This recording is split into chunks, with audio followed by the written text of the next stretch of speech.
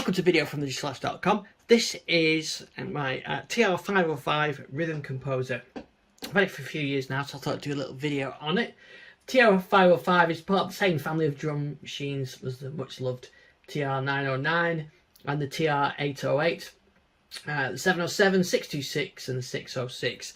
This fits in the as a budget machine, released in 1986, around 225 quid, kind of a budget between the TR-707, a budget version of the TR-707. It's actually 8-bit with some non-linear processing that gives it that 12-bit 25 kilohertz sounds.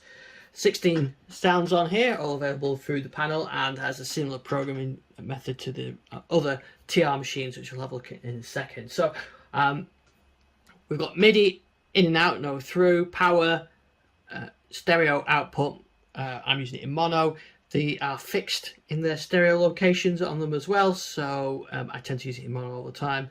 No individual outputs or anything like that. There is a tape interface as well if you want that. Okay, so let's start off by listening to some of the sounds, and I actually quite like the sounds. They've got their own characteristics. I'll start off with the bass and the snare. There's no editing of these sounds. You can adjust the level through a level control here, and you've got up, down, and that's really as much as you control you've got over it. Bass, snare, low tom, mid tom, high tom, rim, open and close hi-hat, which each other off, low and high conga, timbale, cowbells. I like the cowbells actually. Clap, which is good clap, crash and ride. I tend not to use them that much, and it's actually 8-note or 8-sound polyphony at one time. There are some things like the toms won't play at the same time, the cowbells won't play at the same time, the congas, because I think they're using just pitch shifting to rather than separate samples. But overall, I mean, you're hearing them dry as well here too, but you've put some effects on there, so it sounds quite nice. But I actually quite like that sort of retro feel. This machine's been used by a few artists, including Vince Clarke and Apex Twins. Right, so it's got pattern mode and song mode. So look at the pattern mode, the pattern mode first. So there are these banks of preset patterns. The A, B, and C banks are preset. The D, E, and F you can set your own. There's actually some quite nice presets on there. So if I go into pattern play, go into A, you get sort of the standard drum machine type 4/4 patterns. It is defaults to 4/4 with 16 steps, but you can change the steps and the timings on them a little bit. So you've got variations of those patterns.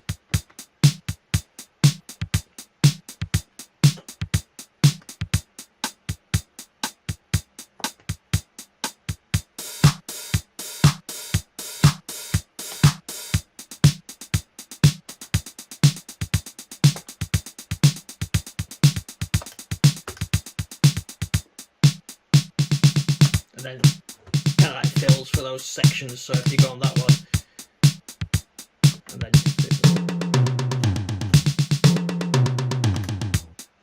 so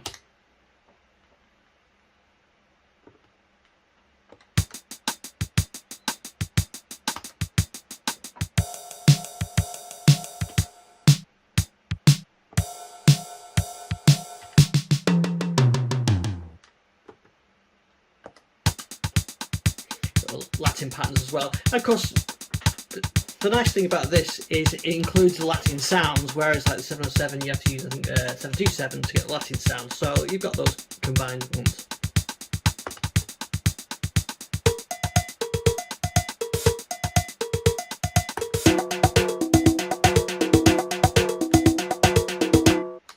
Mine does have an annoying habit of every now and then crashing, and I'm resetting the patterns that I programmed in, but I generally program what I'm using for a track. So my custom programs that were on bank D are all been replaced by the Latin ones. But let's have a look at the programming side of it now as well.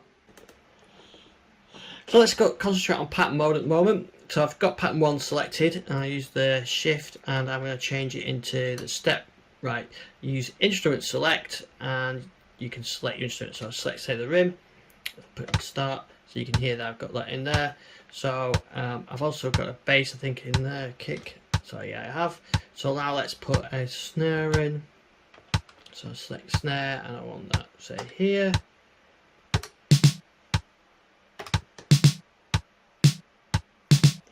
Okay, so that's how you do it in step mode, and then I can change the instrument. Let's go for the hat, close one.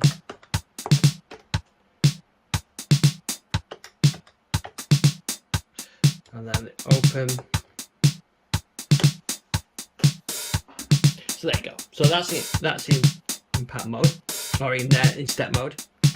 Let's change that now and go into tap mode. A little bit easier. You start playing and you can start putting your sounds in.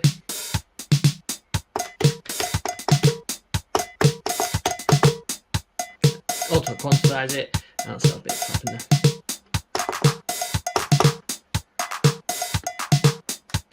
And you can still select your instrument and see where that is. You've also got an accent as well, so I can put an accent on and then just do the same thing with that, pushing the accent down. So out of my view, out of the camera view, there you go.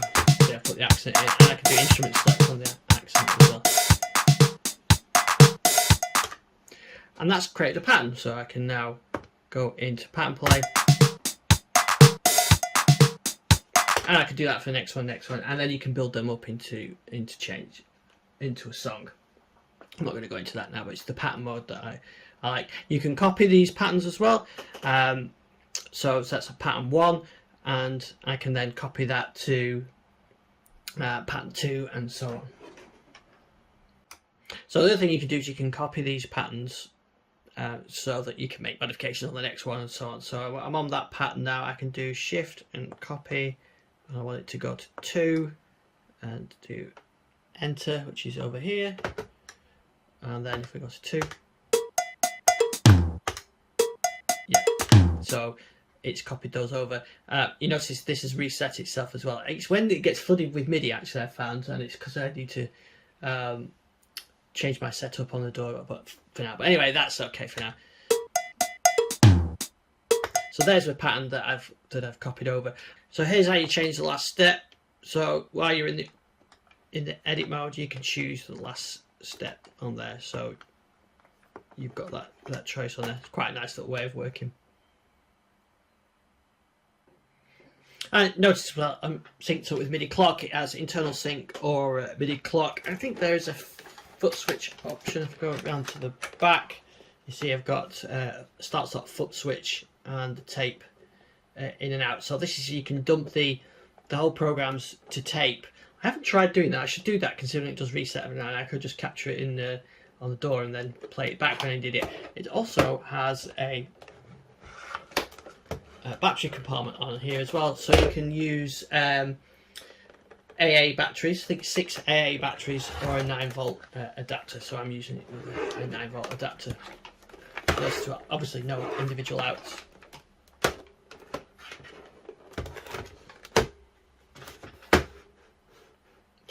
There's some mods available this way. You can get different sound sets, which involves swapping the chip and putting the switch on the back here. So I think you can get like DMX and Lindrum.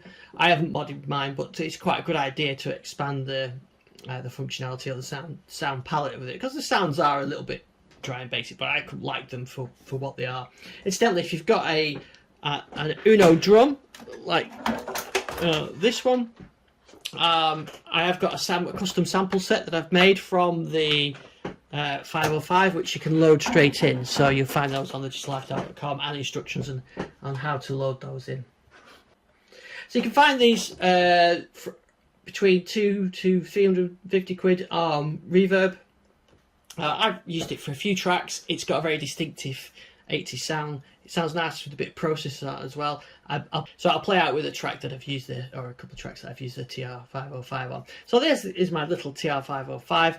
Nice little device. I haven't got into the song mode. If you want to know about song mode, let me know in the comments and I'll do that on a separate video. I tend to use it in pattern mode and then record that in. If you want to do the individual out but you can't do individual outs. So what I tend to do is I use the levels to mute out the parts that I don't want recording, and then introduce them later and so on. So that's one way of getting different effects. But there, it's a nice little machine. 1986, goes well with my H6 TR TX7, and here's a track with TX7 and the 505.